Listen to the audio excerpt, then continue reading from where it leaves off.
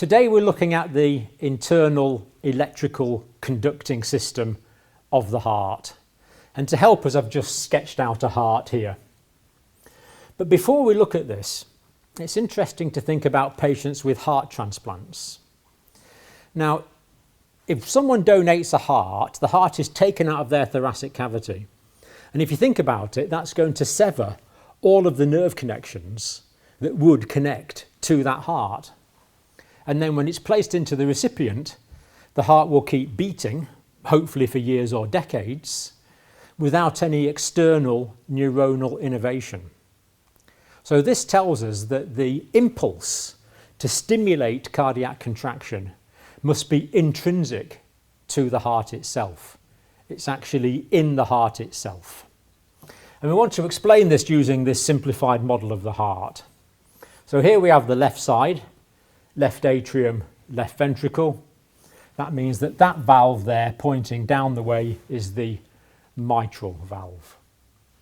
This is the aortic valve, and this is the aorta leaving the left ventricle of the heart. Here we see the right atrium. This represents the inferior and superior vena cava. The right atrium, the right ventricle.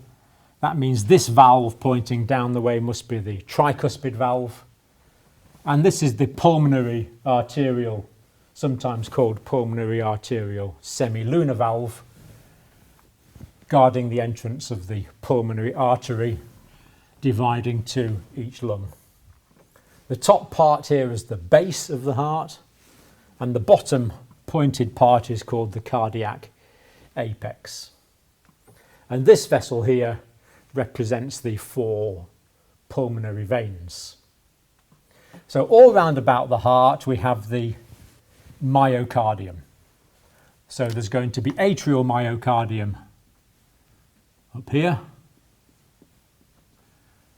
The myocardium, of course, being the contractile muscle of the heart, the middle layer. Round about the outside there's the pericardium. On the inside there's the endocardium. And here we're thinking about the myocardium. So this is the ventricular myocardium here. Now the myocardium extends up into the cardiac septum and of course round the wall of the right ventricle. Now what has to happen in a cardiac cycle is we need the atria to contract first, pushing the blood from the atrial chambers through the atrioventricular valves into the ventricles. That has to happen first in a coordinated way.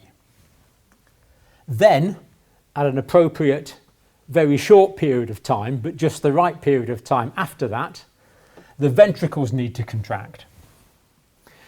Now, I think you can see that if the ventricles contracted from the top down the way, the blood would just go down here, which wouldn't be much use at all.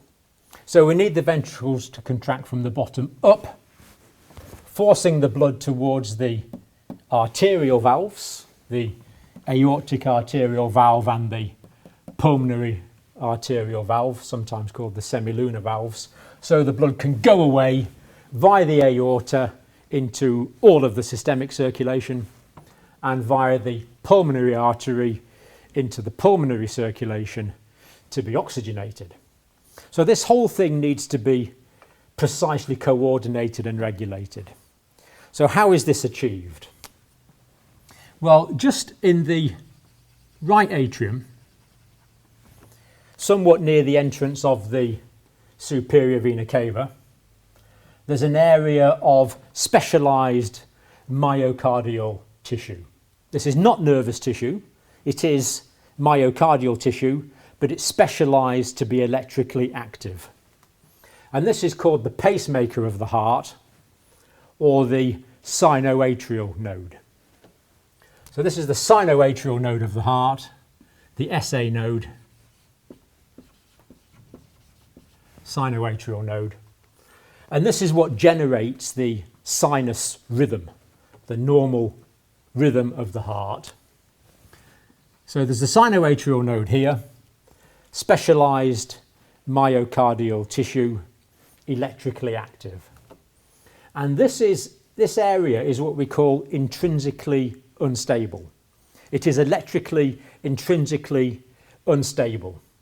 So quite spontaneously, all on its own, without anyone telling it what to do, without any hormonal influence, without any neurological influence, this will depolarize. And it will depolarize spontaneously at round about 90 times a minute, sometimes 90 to 100 times a minute. It will depolarize, thereby generating a new electrical nerve impulse. So this node will just keep depolarizing 90 to 100 times per minute, generating a new electrical activity.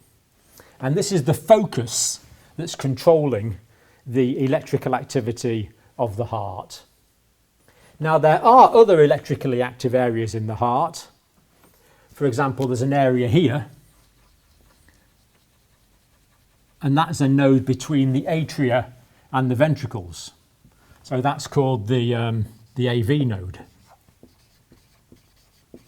The atrioventricular node between the atria and the ventricles. And that's also electrically active, but the spontaneous depolarization rate is lower than the sinoatrial node. So it's the sinoatrial node which governs the other electrical active tissues. And in fact, even the individual myocardial cells themselves will spontaneously depolarize, but at a lower rate. So because the sinoatrial node is depolarizing the fastest, that is the origin, the physiological origin of the electrical activity required to stimulate the myocardial cells in order to generate myocardial contraction. Now, what do we need to contract first? Well, it's the atria that need to contract first. So coming from the sinoatrial node, there are conducting pathways, preferential conducting pathways, carrying the electrical impulse to different parts of the atrium. And most physiologists now agree there are three preferential pathways. Specialized tissue which conducts the electrical activity freely. And we have the posterior, the middle, and the anterior pathway. And this anterior pathway also takes impulses across to the left atrium. And as these tracks go through the atrial areas, smaller branches come off them, and these take the electrical activity to the atrial myocardial cells. That depolarizes the atrial myocardial cells, and it is that depolarization that tells them to contract. So they will contract when electrically stimulated. So the electrical activity is generated in the sinoatrial node, rapidly goes through these tracks, these conducting pathways, to take the impulse to the atria, to the atrial myocardium. When that depolarizes, it contracts, and that is what causes the atrium to contract down the way, ejecting the blood from the atria down to the ventricles. And these pathways converge at this node here, which you might remember as the AV or the atrioventricular node. And it's useful sometimes to describe this as a collecting node. It collects the impulse from the atria. And now we notice that there's a sinoatrial node there and an atrioventricular node there.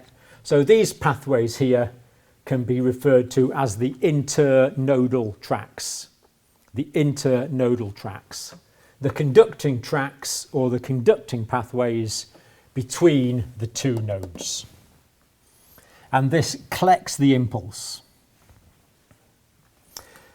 Now we notice that the valves are more or less on a plane across the middle of the heart.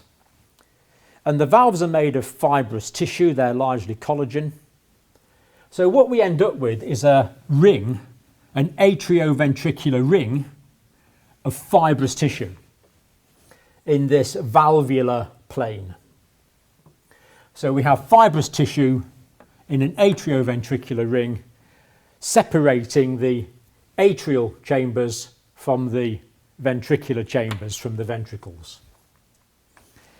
And the fibrous tissue does not conduct electricity. And of course this is remarkably useful. As well as being tough fibrous tissue for the valves, the same tissue is electrically insulating. So the impulse that gets into the atrial myocardium will cause the atria to contract, but then it will stop at the valvular atrioventricular ring.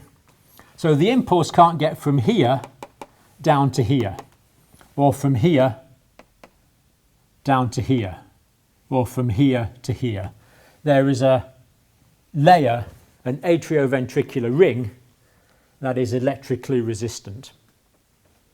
The only way the electrical impulse can get from the atria down to the ventricles in the physiological healthy situation is via the atrioventricular node. So this collects the impulse. And this impulse, the same impulse that was generated there, has gone through the internodal tracts. It's caused atrial myocardial depolarization, and it's collected by the atrioventricular node. It's a collecting node. And of course, remember, we want the heart to contract basically from the bottom up, the bottom being the cardiac apex. Now, what actually happens is, as the impulse is going through this node, it's delayed by about 40 milliseconds, something under a 20th of a second. But that delay is important because during that delay, as the impulse goes through the atrioventricular node slowly, that gives the blood mechanically time to get through from the atria to the ventricles. So once the atria is contracted, we need these 40 milliseconds or so to give the blood time to get from there to there. And that means that the ventricles fill up with blood prior to ventricular contraction or prior to ventricular systole. Now, if we want the impulses more or less to start going into the ventricular myocardium down here, we need to get them down there quickly. So first of all, we have a bundle of tissue here which will conduct the electrical impulse that's been collected by the AV node, and it will start transmitting that impulse down through the cardiac septum. And the impulse here is transmitted very quickly. And this is called the atrioventricular bundle, or in the old days we used to call it the bundle of His, presumably after the guy that discovered it. But these days we normally call that the AV bundle or the atrioventricular bundle, taking the impulse down the way. And then this quickly divides into two smaller bundles, and these bundles start bringing the impulse further down through the cardiac septum. This one actually branches, taking the impulse into the higher parts of the ventricular myocardium. There's actually a few branches here, but there's two main ones, the left bundle branch and the right bundle branch. And this is going to go on down here, taking the impulse down towards the cardiac apex. And likewise with the right bundle branch coming down here. Again, there's going to be some branches off it, going to different parts of the right ventricular myocardium, and it's going to go down here towards the cardiac apex. So what we see now is the bulk of the impulse that's been picked up by the atrioventricular node, rapidly transmitted down through the atrioventricular bundle of His into the left and the right bundle branch, has been transmitted down towards the cardiac apex. And at the cardiac apex, smaller fibres start taking the impulse into the ventricular myocardium. And these smaller fibres are called the Purkinje. The Purkinje fibres. Now, we don't normally in anatomy these days use the names of people that discovered things, but all the textbooks still seem to call these fibres the Purkinje fibres. But what they are is they are small areas, again, of specialised myocardium, designed specifically for electrical contraction, for electrical conduction rather, not contraction. And these will conduct the electrical activity rapidly towards the contractile myocytes. So all this tissue I've drawn in red is myocardium, yes, but it's myocardium which is designed for electrical activity and conduction rather than contraction. So the Purkinje fibres, specialised myocardial cells designed for electrical activity and conduction, taking the electrical impulse towards the contractile myocardial myocytes, causing them to depolarise, and of course when they depolarise they will contract. And the impulse is then carried further up to all parts of the ventricular myocardium on both sides. So what we see is the electrical activity is basically going into the myocardium here, causing the depolarisation here, giving us almost a wave of contraction going up the way like that, brilliantly directing all the blood to the bullseye, if you like, to the target of the aortic and pulmonary valve, ejecting the blood into the systemic and the pulmonary circulation. And all these fibres, all these electrical fibres, the bundle branches and the Purkinje fibres, are going into the bundles of myocardial cells. And we now know that the myocardial fibres are arranged in particular patterns around the heart, because what we want is we want these chambers to contract, but also the septum will shorten and go up the way. So the chambers contract and it goes up the way. So can you see that's compressing the blood in the ventricles in two ways? It's squeezing in that way and squeezing up that way.